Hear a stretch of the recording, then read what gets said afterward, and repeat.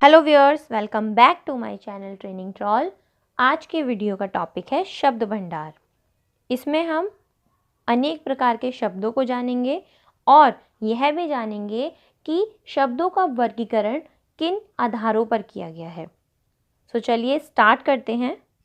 तो सबसे पहले हम जानेंगे इतिहास के आधार पर शब्दों का वर्गीकरण। इतिहास के आधार पर शब्दों का वर्गीकरण जो किया है वो 4 प्रकार के शब्दों में किया गया है। 4 प्रकारों में पहला है तत्सम शब्द, सेकंड वन इज तद्भव शब्द, थर्ड इज देशज शब्द, फोर्थ इज विदेशज शब्द। वन बाय वन मैं आपको क्लियर करती हूँ कि तत्सम में किस प्रकार के शब्द आते हैं, तद्भव में, देशज और विदेशज में। तत्सम शब्द, तत्सम शब्द जो शब्द संस्कृत से ज्यों के त्यों हिंदी में ले लिए गए हैं। ऐसे शब्द जो संस्कृत से ही सेम ले लिए गए हों, हिंदी में, हिंदी भाषा में ले लिए गए हों, पर लिए किससे गए हैं, संस्कृत से, तो क्या कहलाते हैं ऐसे शब्द, तत्सम शब्द कहलाते हैं। जैसे कि अगर हम बोले पुष्प, अगर हम बात करें पुष्प, तो पुष्प एक ऐसा शब्द है जो संस्कृत से लिया गया है। पहले के समय में फूल ना बोल के क्या बोलते थे, पुष्प बोलते थे। वहीं अगर बोले हम पुस्तक, तो पुस्तक एक संस्कृत से लिया गया शब्द है, क्योंकि इसको अब अगर बोलते हैं तो किताब बोलते हैं, पहले के समय में पुस्तक बोलते थे। वहीं अगर देखें कन्या, कन्या बोलते थे पहले, पर अब लड़की बोलते हैं या बालिका। तो ये शब्दों में फ़र्क हो गया है क्योंकि तत्सम शब्द संस्कृत से ही लिए गए हैं। वहीं एक और एग्जाम्पल ले लेते हैं, माता। माता शब्द पहले बोला जाता था, पर अब माँ, ममा ऐसे शब्द यूज़ होते हैं। तो ये शब्द क्या कहलाते हैं, जो संस्कृत से लिए गए हों सीधा, उनको कहते हैं तत्सम शब्द। अब हम पढ़ते हैं तद्भव शब्दों के बारे में। तद्भव शब्द, तद्भव शब्द जो शब्द संस्कृत, पाली, प्राकृत, अपभ्रंश, ये सब क्या हैं, ये पहले समय में इस्तेमाल होने वाले शब्दों के प्रकार हैं। यानी कि जिस प्रकार हम संस्कृत के शब्दों को जानते हैं, उस प्रकार पाली, प्राकृत, अपभ्रंश ये उस दौरान के समय में बोले जाने वाले शब्द हैं। मीन्स इन भाषाओं में बोले जाते थे, ये भाषाओं के प्रकार हैं। जैसे एक तरीके से संस्कृत में बोले जाने वाले शब्द, ऐसी पाली, प्राकृत, अपभ्रंश के दौर से गुजर कर समय के साथ परिवर्तित होकर हिंदी में प्रचलित हैं, ऐसे शब्दों को तद्भव शब्द कहते हैं। इन शॉर्ट में मैं आपको समझाती हूँ कि तद्भव शब्द वह शब्द होते हैं जो समय के साथ परिवर्तित हो जाते हैं और हम उनको चेंज करके बोलते हैं।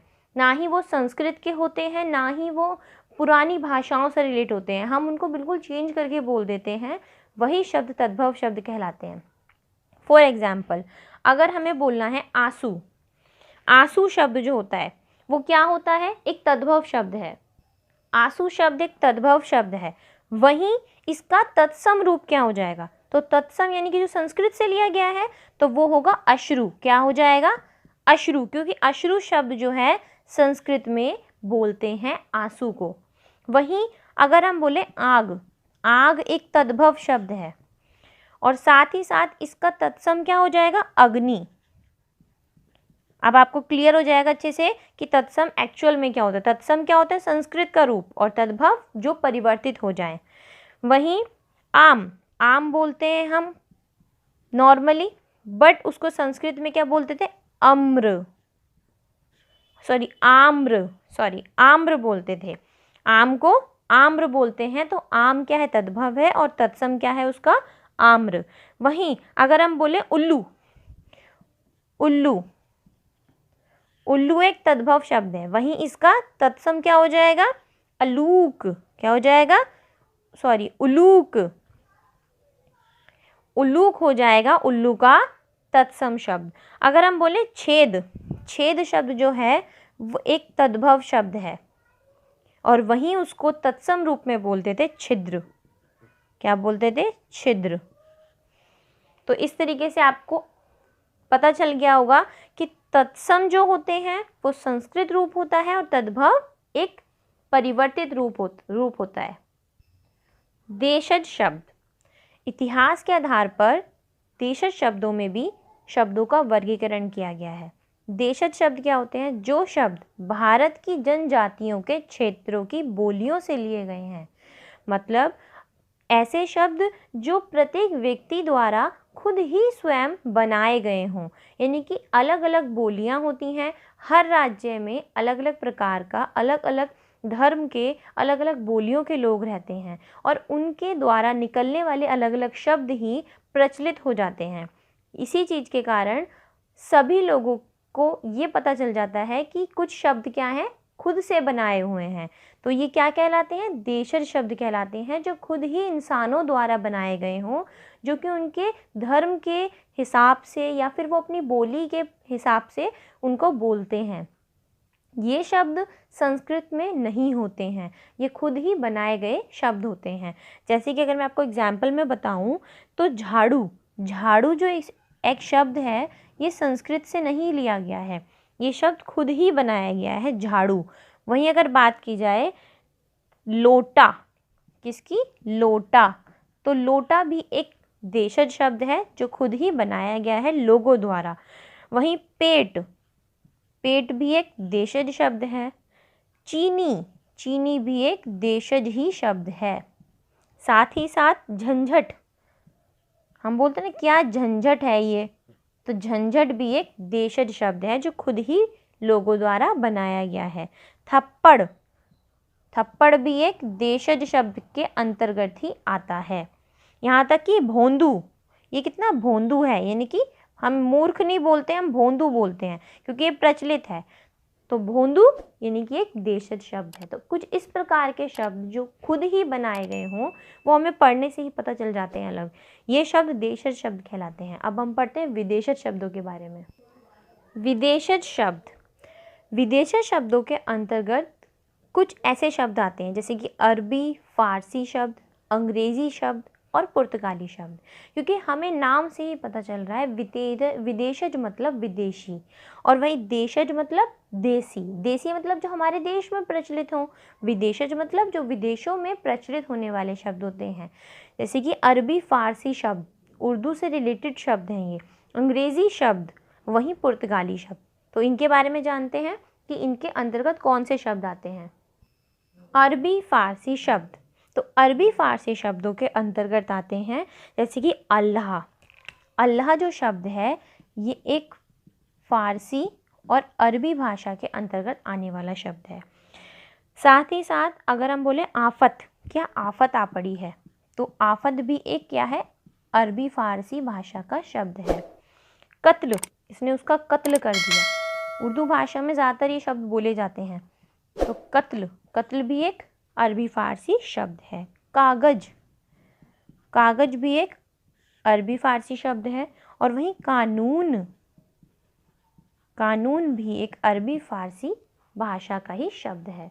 साथ ही हम जानते हैं अंग्रेज़ी शब्द, अंग्रेज़ी शब्दों के अंतर्गत आते हैं जैसे कि अफसर, अफसर यानी कि ऑफिसर, जिसको इंग्लिश में हम ऑफिसर बोलते हैं बट हिंदी में अफसर बोलते हैं। वहीं कॉलेज, ये ऐसे वर्ड हैं जो इंग्लिश में बोले जाते हैं बट इनको हिंदी में भी ट्रांसलेट किया गया है, सॉरी हिंदी में भी लिखा गया है, ट्रांसलेट तो हो जाएगा इसका विश्वविद्यालय कॉलेज का, तो ये ट्रांसलेशन नहीं है, ये इसको चेंज करके हिंदी में लिखा गया है, हिंदी भाषा में। वहीं कोर्ट, ये अंग्रेज़ी भाषा के शब्द हैं सारे। टेलीफोन,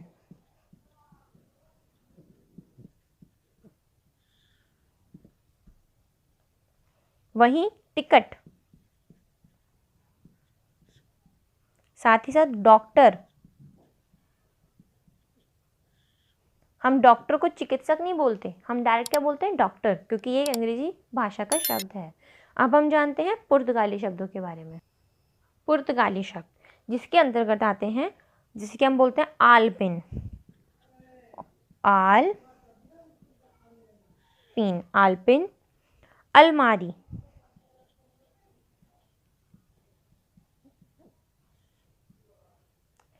इस्त्री, इसको प्रेस करना नहीं बोलते, हम बोलते हैं इसको इस्त्री कर दो। कनस्तर,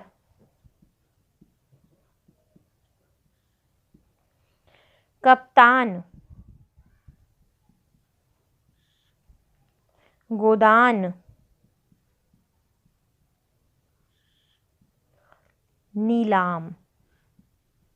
नीलामी होती है तो क्या बोलते हैं, नीलाम हो रहा है, कुछ चीज़ नीलाम हो रही है। तो कुछ ऐसे शब्द, ये शब्द किस में आते हैं, पुर्तगाली शब्द के अंतर्गत आते हैं। तो इतिहास के आधार पर कुल 4 प्रकार का वर्गीकरण किया गया है शब्दों का। फर्स्ट इज देशज, सेकंड विदेशज, फर्स्ट इज तत्सम, सेकंड इज तद्भव, थर्ड इज देशज एंड फोर्थ इज विदेशज। विदेशज जो होते हैं वो 3 प्रकार के अलग अलग शब्दों के अंतर्गत आते हैं। आई होप आपको ये समझ में आया होगा। कोई भी डाउट, कोई भी कन्फ्यूजन हो, प्लीज़ कमेंट बॉक्स में ज़रूर बताएं। इसके आगे भी शब्दों का वर्गीकरण अलग अलग प्रकार से किया गया है, जिसको मैं अपनी नेक्स्ट वीडियो में क्लियर करूँगी। Do like, share and subscribe to my channel. Thank you.